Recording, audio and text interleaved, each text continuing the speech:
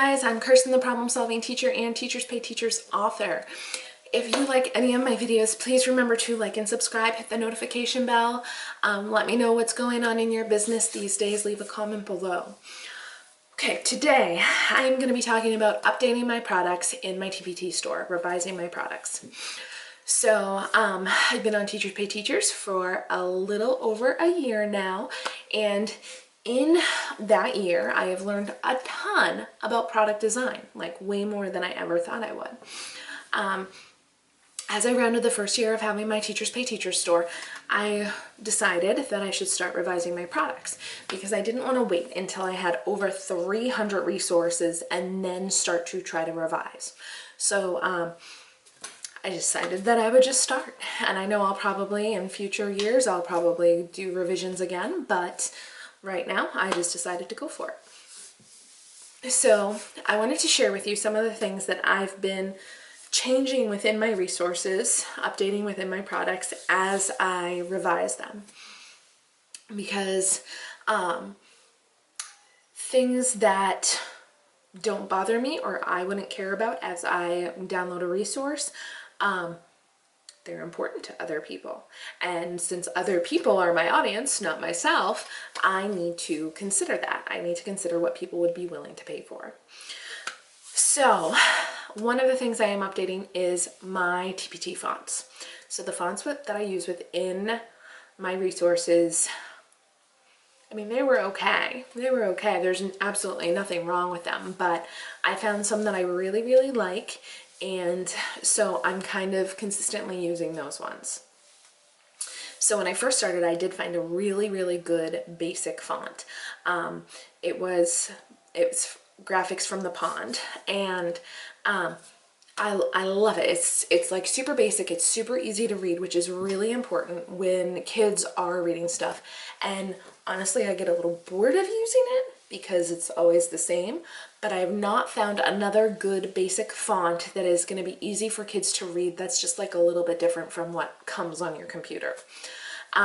So I use that all the time, but the fonts that I'm updating are like anything with titles, because the titles and the headings, like, you want those to be a little more fun, a little more interesting. And I've just learned like a lot about how to spread them apart, line them up, like what looks good. I've learned all sorts of things about that. And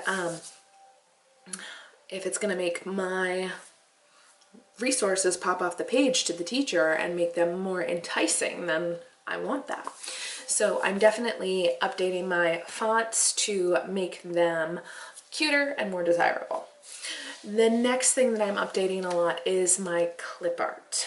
My clip art needed a makeover. Again, clip art is clip art. It's, you know, it's like an extra thing there, and it's not something that, you know, I would stress over when I like, oh, that clip art's not cute enough. So who, you know, like if the resource is good, if the content is good, I just personally, the clip art wouldn't matter much to me. But when teachers are paying for something, they also want it to be cute, which I get. You want the value of, you know, if you're paying for it, you want good value. So I am looking for clip art that is specifically color and black line. That's when it's just like the black and white clip art, it's black line. And that leads me, like, you want it to be cute, and I want it in color and black line. And that leads me to my next update. When I first started, I was not making a black and white edition to my resources. I know Becca's Music Room, she was like, oh yeah, I do my resource and then I also make a black and white edition. I was like, that seems like so much work. Who cares if it's black and white? You can always print in grayscale, no big deal. So again, it's something that doesn't bother me, but a lot of teachers, they want that printer-friendly black and white edition. So when I finish a resource now, I'm making it black and white, which is some extra work and a bit of a pain in the butt. But if I have clip art that is both black and white and color, if it's the black line and the color, then it's pretty easy to switch it out. I've learned how to do it pretty quickly and efficiently, just in the last like 2 months. So I am definitely doing that as part of my updates, is putting a black and white version in. So the next thing, I think this is the fourth thing, as I've become a better curriculum creator, I've added things into my products. So my products tend to be poetry, that's my niche, poetry and writing.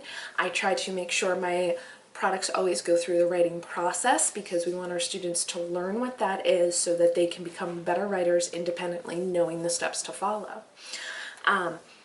And I've added things like, I talk about the revision and editing, but when I first started, I didn't have that revision and editing checklist in there so that it's more accessible to students and teachers.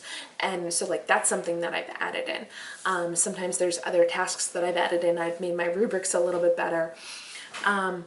So I'm just putting those things into every resource now. And I'm trying to make it more accessible to more learners by adding more value to the products, essentially, and it's easier to use, it's more complete. And then the final thing that I am updating, and this one is huge and it's time consuming, is I am updating my product titles and the descriptions by using search engine optimization, SEO. So I use Ubersuggest to look up my SEO, and I type in the phrases that I want to use for titles and that help describe what the product is, and I want to put those in my title and in my product description. I heard about SEO early in my Teachers Pay Teachers journey, but as I practiced, I got better at it, obviously, just like we do with everything.